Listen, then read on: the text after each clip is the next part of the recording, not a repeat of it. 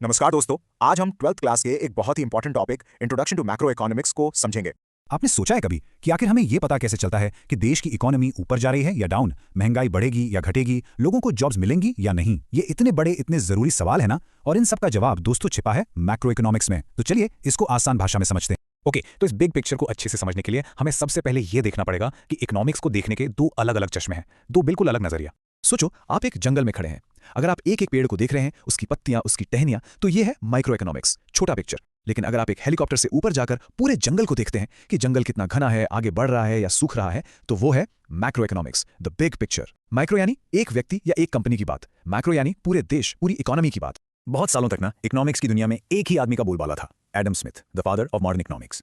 इनका आइडिया बड़ा सिंपल था। वो कहते थे, आप बस अपने फायदे का सोचो। अगर हर कोई, बुचर, बेकर, दूध वाला, सिर्फ अपना प्रॉफिट देखेगा तो मार्केट का इनविजिबल हैंड अपने आप सबका भला कर देगा, सबका पेट भर जाएगा। और सच कहूं तो ये आइडिया काफी टाइम तक चला भी। डेकेड्स तक सब ठीक था, मार्केट बढ़ रहे थे, सबको लगा सिस्टम परफेक्ट है। लेकिन फिर एक ऐसी आफत आई, एक ऐसा तूफान जिसने इस पूरी परफेक्ट सिस्टम वाली सोच को जड़ से हिलाकर रख दिया।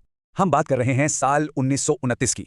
अमेरिका से एक ऐसी आर्थिक महामारी शुरू हुई जिसे दुनिया आज द ग्रेट डिप्रेशन के नाम से जानती है। इसने पूरी ग्लोबल इकोनॉमी को लिटरली घुटनों पर ला दिया और इसने एक बात साफ कर दी कि सिर्फ एक एक पेड़ को देखना, यानी सिर्फ माइक्रो इकोनॉमिक्स पर ध्यान देना, सबसे बड़ी गलती थी। जरा इन आंकड़ों पर गौर कीजिए, ये हिला देने वाले हैं। सिर्फ 4 साल में, 4 years, अमेरिका में अनएम्प्लॉयमेंट रेट 3% से सीधा 25% पहुंच गया।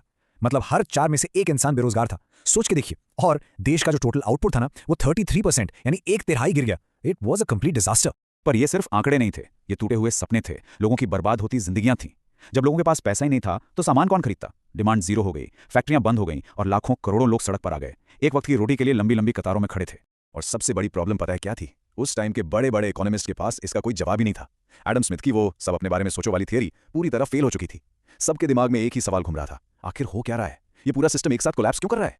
और फिर इस मायूसी के अंधेरे में एक नए इकोनॉमिक्स सुपर हीरो की एंट्री हुई। नाम था जॉन मेनर्ड कीन्स, एक ब्रिटिश इकोनॉमिस्ट जिन्होंने इस प्रॉब्लम को एक बिल्कुल नए चश्मे से देखा। 1936 में केन्स ने अपनी एक किताब लिखी जिसने सब कुछ बदल दिया। उनका आइडिया रेवोल्यूशनरी था। उन्होंने कहा, देखो, इकोनॉमी के टुकड़े टुकड़े करके मत देखो, उसे एक पूरे गाड़ी की तरह समझो। उन्होंने समझाया कि इस गाड़ी के सारे पार्ट्स, लोग, कंपनी, सरकार, सब एक दूसरे से जुड़े हुए हैं। अगर एक पार्ट फेल होता है तो पूरी गाड़ी रुक जाती है। हमें ऊपर से टॉप डाउन देखना होगा कि पूरी मशीन कैसे काम करती है। और बस दोस्तों, इसी सोच से, इसी जरूरत से जन्म हुआ एक नए सब्जेक्ट का। ग्रेट डिप्रेशन जैसी बीमारी का इलाज बनकर सामने आया मैक्रो इकोनॉमिक्स। इकोनॉमिक्स की वो शाखा, वो ब्रांच जो पूरी इकोनॉमी को एज अ होल स्टडी करती है। तो अब ये तो साफ हो गया कि मैक्रो इकोनॉमिक्स पूरी पिक्चर को देखता है। लेकिन इस पिक्चर में है कौन कौन? इकोनॉमी के इस खेल में मेन प्लेयर्स कौन है? चलिए उनसे मिलते हैं। तो देखिए, इकोनॉमी के 4 मेन स्तंभ या 4 मेन प्लेयर्स हैं। सबसे पहले हाउस होल्ड्स, यानी कि हम और आप। हम लोग चीजें खरीदते हैं, सेव करते हैं और काम करते हैं, हम ही डिमांड क्रिएट करते हैं। दूसरे हैं फर्म्स, मतलब कंपनीज, जो सामान बनाती हैं और हमें जॉब्स देती हैं। तीसरा आती है गवर्नमेंट, यानी सरकार। सरकार टैक्स लेती है, सड़क, हॉस्पिटल बनाती है और गेम के रूल्स सेट करती है। और चौथा है एक्सटर्नल सेक्टर, यानी बाकी दुनिया, जिसके साथ हम एक्सपोर्ट इंपोर्ट करते हैं। मैक्रो इकोनॉमिक्स बस इन्हीं चारों के बीच के इंटरेक्शन, इनके रिश्ते की स्टडी है। तो अब आपको आइडिया लग गया होगा, जब भी कोई कहता है ना देश की इकोनॉमी अच्छी चल रही है, तो इसका मतलब है कि ये चारों players, house holds, firms, government और एक्सटर्नल सेक्टर मिलकर अच्छा परफॉर्म कर रहे हैं। सो इन शॉर्ट, इस पूरे एक्सप्लेनर का सो व्हाट क्या है? यही कि मैक्रो इकोनॉमिक्स हमें वो डॉक्टर वाला स्टेथोस्कोप देता है जिससे हम पूरे देश की इकोनॉमिक हेल्थ चेक कर सकते हैं, उसे समझ सकते हैं और फिर उससे सुधारने के लिए कदम उठा सकते हैं। लेकिन एक सवाल अभी भी बाकी है। अगर ये चारों इस खेल के खिलाड़ी हैं, तो इस खेल का रेफरी कौन है? इसके रूल्स कौन लिखता है? कौन है जो इस पूरी इकोनॉमी को कंट्रोल करता है?